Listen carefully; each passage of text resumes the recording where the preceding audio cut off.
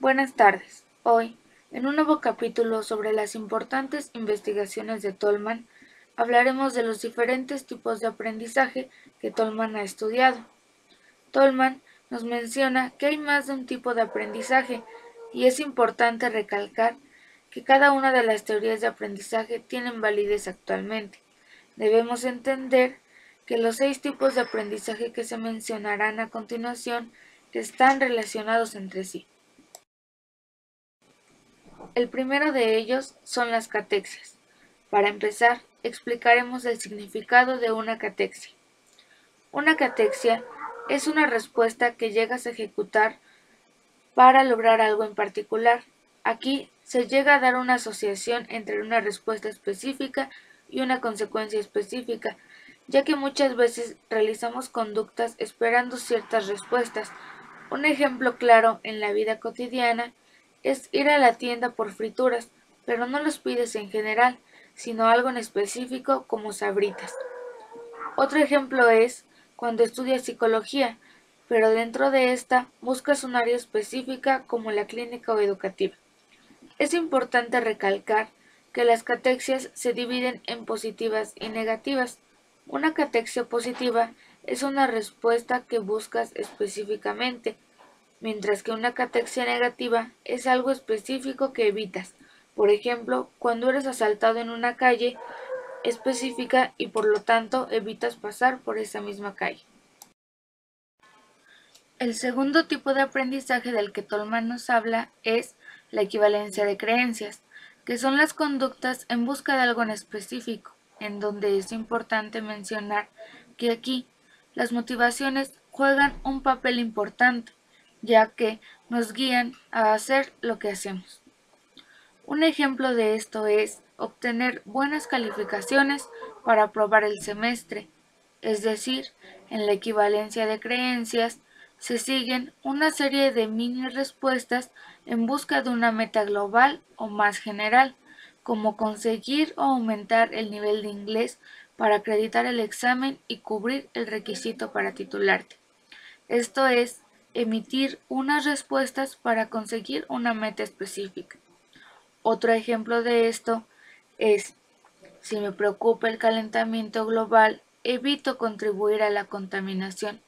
Este ejemplo lo podemos dividir en catexia y equivalencia de creencias, donde la catexia sería evitar usar el auto particular y la creencia de equivalencia es usar la bicicleta para evitar la contaminación. La tercera forma de aprendizaje es la expectativa de campo, en donde las experiencias negativas se aprenden más rápidamente que las positivas. Aquí Tolman nos explica que los seres vivos estamos inmersos en el ambiente, por lo que las expectativas de campo funcionan de acuerdo al entorno y si el estímulo cambia, entonces la respuesta también debe de hacerlo para que funcione correctamente. Es decir, si el ambiente cambia, necesitamos cambiar nuestras expectativas o respuestas. Por ejemplo, cuando vamos en el metro y seguimos la ruta diaria, sabemos cuándo ya casi vamos a bajar y empezamos a acercarnos a las puertas. En este tipo de aprendizaje, Tolman nos dice que tras la detección del primer grupo de estímulos en el campo, nos preparamos para emitir la respuesta, y esta nos permite crear atajos o trayectorias que nos lleven al mismo punto y que aunque no hayamos experimentado, sabemos a dónde nos llevarán, como por ejemplo las rutas del metro. Otro tipo de aprendizaje es el que se basa en las inferencias, la percepción y la memoria, formando modos de campo cognición, donde podemos predecir sucesos incluso cuando no los hemos experimentado, como por ejemplo cuando empieza la temporada de lluvias y un día cuando sales del trabajo está lloviendo y no tienes paraguas, entonces te mojas y si al día siguiente es probable que llueva, te previenes para evitar que te vuelva a ocurrir. Lo que Tolman menciona aquí es que si determinada secuencia de eventos se ha producido en una ocasión, esta misma secuencia es probable que ocurra en ocasiones posteriores, lo que nos lleva a aprender respuestas para todo tipo de situaciones, como cuando hace frío usamos ropa gruesa y si hace calor usamos ropa delgada, para así evitar enfermedades.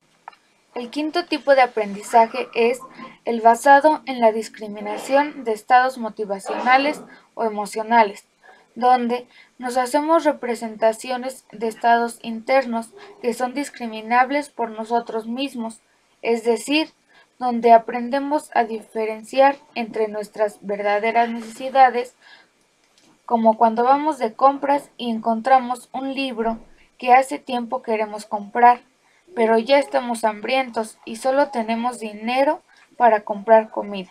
Entonces, aprendemos a discriminar qué es lo que necesitamos realmente en ese momento y decidimos ir a comer y regresar otro día a comprar el libro. Sin embargo, muchas veces este aprendizaje no es bien aplicado y nos guiamos por los impulsos, y es aquí donde se generan conductas dañinas, como ocurre en los compradores compulsivos que no han aprendido a discriminar entre sus impulsos y sus necesidades reales. Finalmente, el sexto tipo de aprendizaje estudiado por Tolman es el de patrones motrices, donde Tolman menciona que la naturaleza real de las respuestas finales es determinada por el carácter de los patrones motores a la orden del organismo, es decir, que podemos aprender a utilizar cierto tipo de respuestas en distintas ocasiones.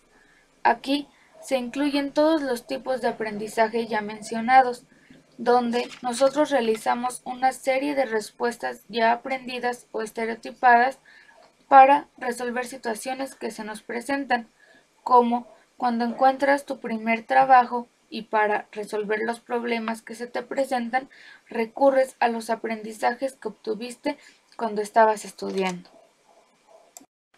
En general, podemos darnos cuenta que Tolman nos muestra que las representaciones que nos hacemos del entorno en cuanto a nuestras experiencias modulan nuestra conducta, ya que no hacemos las cosas solo porque sí, sino que todo lo que realizamos diariamente es gracias a lo que hemos aprendido, y nuestras respuestas dependen mucho del ambiente en el que nos desenvolvemos. Consideramos que los experimentos de Tolman nos dan una amplia explicación de cómo funcionamos en nuestra vida cotidiana y que aunque no todo es simplemente una asociación de estímulo-respuesta, nos guiamos por nuestros aprendizajes basados en las experiencias de emitir una respuesta ante una situación, y si la consecuencia obtenida es satisfactoria, entonces probablemente la vamos a repetir. Esto sería todo. Muchas gracias por su atención. Hasta luego.